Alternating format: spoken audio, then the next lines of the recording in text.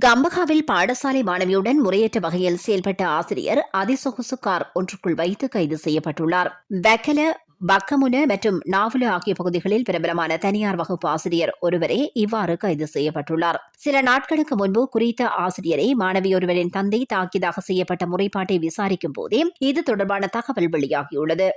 மாணவி வழங்கிய வாக்குமூலத்தில் சந்தேகம் ஏற்பட்டதை அடுத்து சந்தேக நபர் மற்றும் மாணவியின் கையடக்க தொலைபேசிகளை பரிசோதனைக்குட்படுத்தியுள்ளனர். இதன்போது மாணவியின் முறையற்ற புகைப்படங்கள் ஆசிரியருடன் பகிரப்பட்டமை உறுதிப்படுத்தப்பட்டது. இதனையடுத்து இந்த சம்பவம் தொடர்பான தகவல் வெளிவந்துள்ளது. போலீஸ் விசாரணைகளின் போது சந்தேக நபரான ஆசிரியர் தனது தனியார் வகுப்புக்கு வரும் மாணவர் மற்றும் மாணவிகளுக்கிடையே காதல் உறவுகளை ஏற்படுத்திக் கொடுத்தமை தெரியவந்துள்ளது.